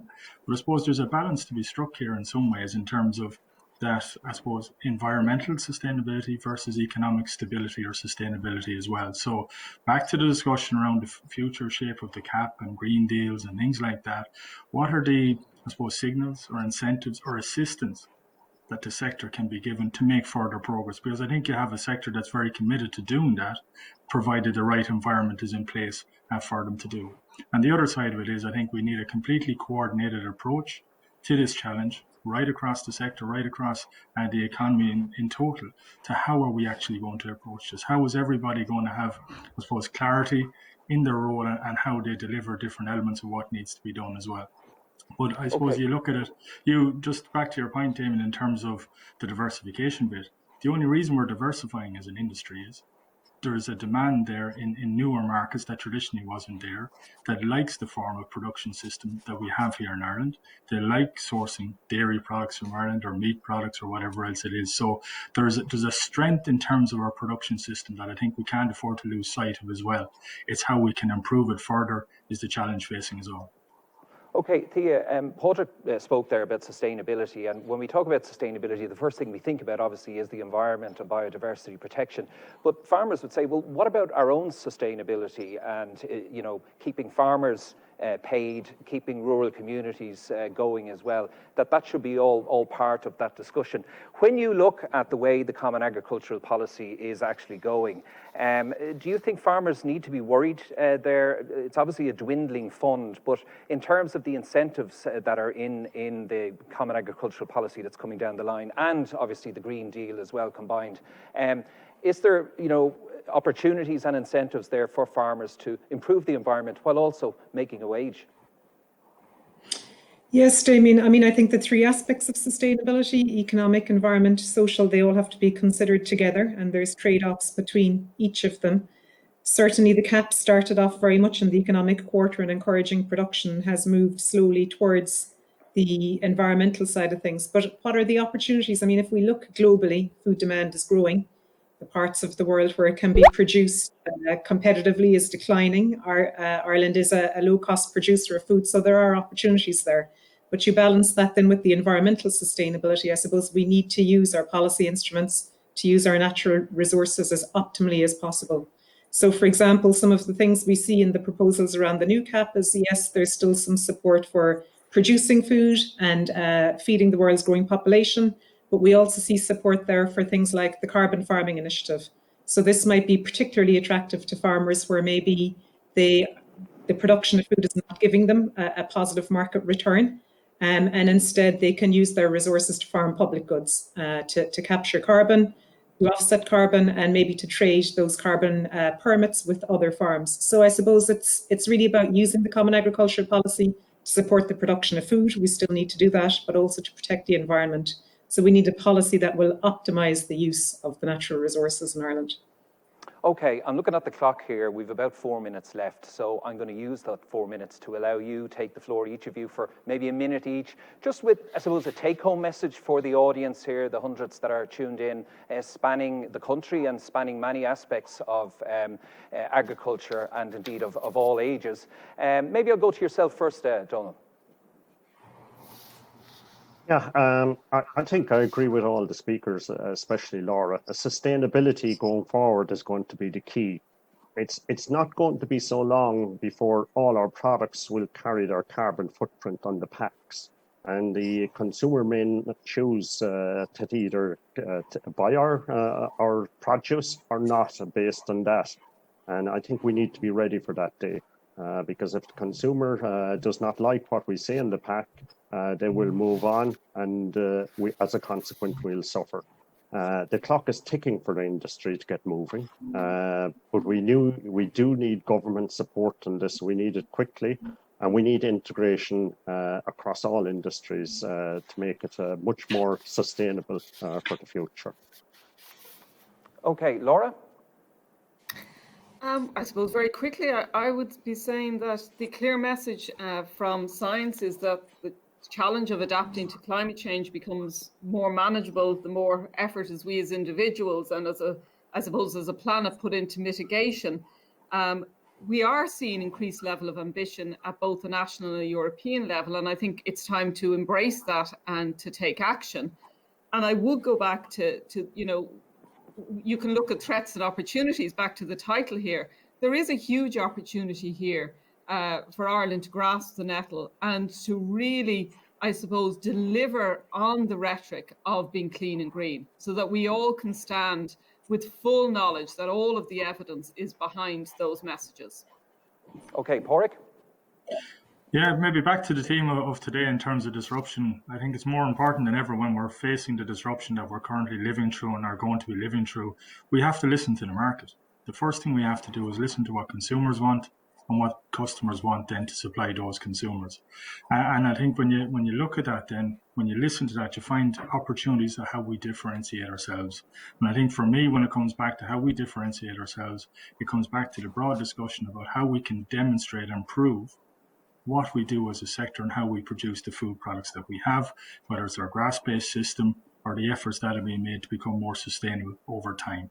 That is what we can stand for. That is what we can differentiate ourselves on. We're also going to have to innovate.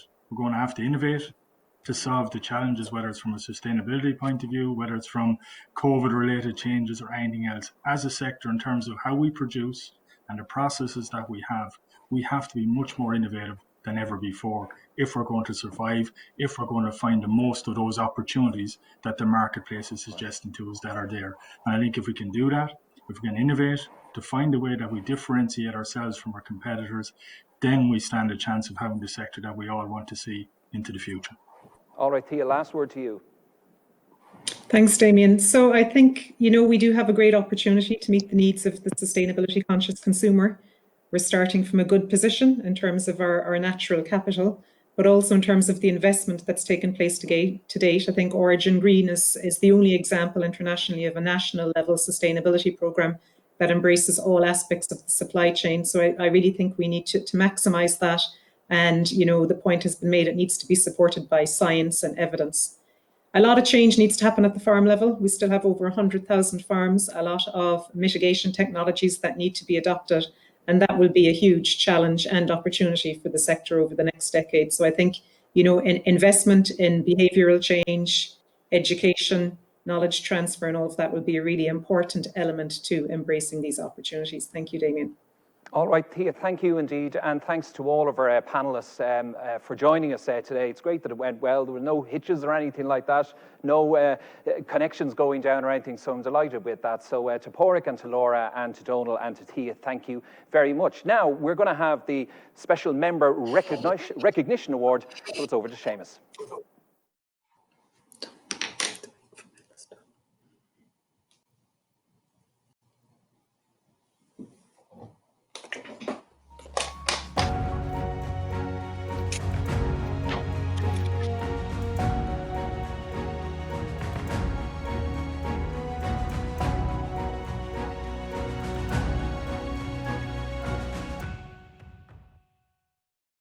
Every few years, the ASA honours a member who the organisation believes has made a significant impact in Irish agriculture in the course of their careers.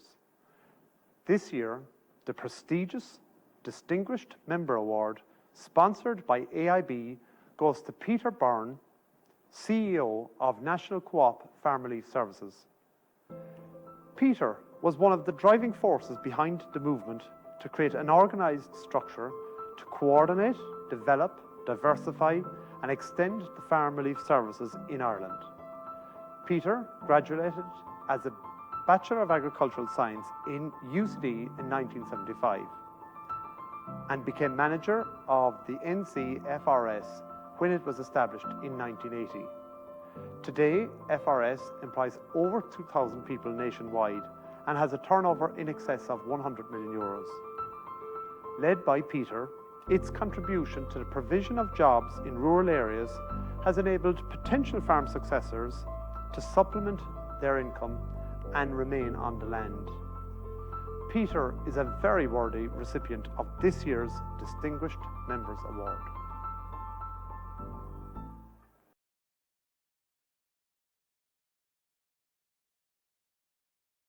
Coming close to the end of ASA 20, we're heading now northwards, all the way from Cork up to Donegal, where I'm joined by the new Minister for Agriculture, Charlie McConalogue.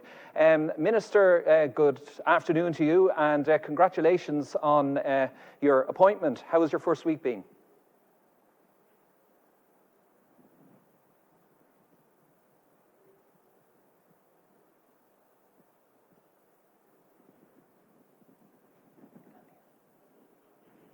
Okay.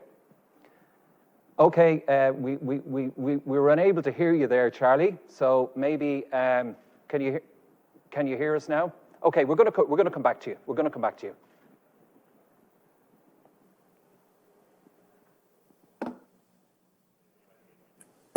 Okay, Minister, can you hear us now? I can hear you, Damien. Can you hear me? Oh, fantastic. We can hear you loud and clear now. I was just saying there, congratulations on your appointment. You're there a long time, a week. Maybe in recent history, Damien. No, but listen, thanks. It's wonderful to join you all today. And I know you've had a very successful conference there, and I want to wish everyone at the Agricultural Science Association well, and Seamus O'Mahony and all his team. And listen, it's been a great honour to be appointed as Minister for Agriculture, Food and the Marine. It's it's an area, an industry and sectors that I have tremendous passion for, and having spent 4 years as opposition spokesperson in the Dáil, it's tremendous to have that foundation in the sector. And listen, I very much enjoyed getting stuck into the role and the briefings over the last week. It's a challenging time in the immediate period, certainly the period ahead.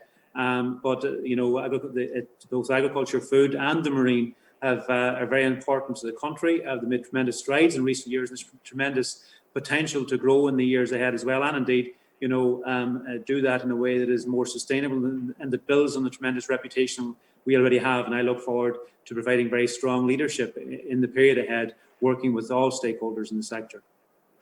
Minister, can I ask you, we are in a time of flux for each and every one of us, not least for politicians as well. And earlier this week we heard, and it's a point we made earlier to Micheál Martin, but we have been getting a lot of questions in relation to this, and that is obviously the cessation of serial testing in our meat plants. Now that happened earlier this week. You didn't seem to know about it on Wednesday morning. Are you disappointed that there was a breakdown in communication there, that you weren't told that the HSE had actually stopped doing testing? Well, one of the very first things that I did after being appointed last week, Damien, was seek an immediate meeting with the meat industry to discuss this very issue and to ensure that I was doing everything I could as Minister, working with the sector and working with the industry to ensure that a good testing regime was in place between the industry and the HSE, working with NFET. I received very strong assurances in relation to the fact that testing was commencing, and the timeline was that it was to be completed by the end of this week, by this Friday. I know that on Tuesday evening, the HSE, given the big increase in the community testing and in symptomatic testing, had to temporarily pause that. I was speaking then on first thing Wednesday morning in relation to talking about my brief in general, and been asked about that updated in terms of the situation with regard to the objective of having it finished by Friday. My department had been informed of the HSE. I had been in briefings all that morning, so hadn't had the opportunity to be updated at that stage. But I have been keeping very much across it. It's something that every day I have been working with my officials who are in constant contact with the HSE and in constant contact with the industry as well. I know there is a meeting ongoing now this afternoon as well to decide when the serial testing can commence. I hope it can commence very, very soon. I think it is important that it happens. It's important we take every precaution we can. Obviously, it is a matter for the HSE to decide how best to use the resources. I think an important part of that is that we ensure that serial testing recommences very, very quickly now and continues. Okay, I know you grew up on a suckler farm yourself. You're well aware of the tough job it is to try and make money from sucklers and beef. But the Beef Task Force was set up by one of your predecessors, Michael Creed.